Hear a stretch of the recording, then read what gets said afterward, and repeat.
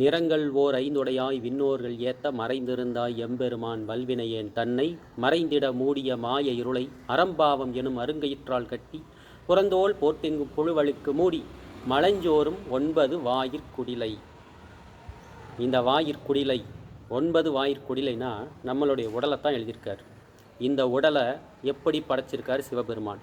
நிறங்களோர் ஐந்துடையாய் விண்ணோர்கள் ஏத்த, முதல்ல பஞ்சபூதங்களாக தன்னை பிரித்து அதில் மறைந்திருக்கிறார் சிவபெருமான். அதற்கப்புறம் விண்ணோர்கள் ஏத்த, விண்ணோர்கள் ஏத்த மறைந்திருந்தாய் எம்பெருமான். விண்ணோர்கள்னா நம்ம தேவர்கள், தேவர்களால் கூட பார்க்க முடியாத அளவுக்கு மறைபொருளாக சிவபெருமான் இருக்கின்றார். அதற்கப்புறம் இந்த உடலுக்குள்ளே அவர் எப்படி இருக்கார் பாருங்க. மறைந்திருந்தாய் எம்பெருமான் வல்வினையேன் தன்னை. வல்வினைன்னா நாம் வலிய வினை செய்தவர்கள். ஒரு மனிதன் வலிய வினை செய்தவன், அவனுக்குள்ளே எப்படி இருக்கார் சிவபெருமான்?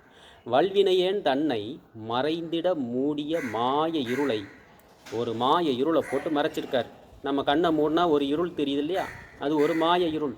அந்த மாய இருளுக்குள்ளே தன்னை மறைச்சி வச்சிருக்கார் சிவபெருமான். தன்னை மறைத்திட மூடிய மாய இருளை அறம் பாவம் எனும் அருங்கயிற்றால் கட்டி, பாவம் புண்ணியம்ன்ற 2 கைத்தால் இந்த உடம்பை படைக்கிறதுக்காண்டி ஒரு பாவம் புண்ணியம்ன்ற 2 விஷயத்தை எடுத்து இந்த உயிரை படைச்சிருக்காரு. அறம் பாவம் எனும் அருங்கயிற்றால் கட்டி புறந்தோல் போர்த்தெங்கும் புழுவழுக்கு மூடி, அந்த இருளை மூடுறதுக்கு இந்த புறந்தோல், இந்த வெளிப்படையான ஒரு தோல், மனித தோல் மாதிரி. புறந்தோல் போர்த்தெங்கும் புழுவழுக்கு மூடி, அதுவும் எப்படிப்பட்ட தோள்களால் மூடியிருக்காரு? புழுவும் அழுக்கும் சேரக்கூடிய இந்த தோளால் அந்த ஆன்மாவை மூடியிருக்கார். அறம்பாவம் எனும் அருங்கயிற்றால் கட்டி புறந்தோல் போர்த்தெங்கும் புழுவழுக்கு மூடி மலஞ்சோறும் 9 வாயிற்குடிலை. 9 வாயிற்குடினா நம்ம உடம்புல 9 வாசல்கள் இருக்குது, எல்லாமே மலம் சேரக்கூடிய வாசல்கள்.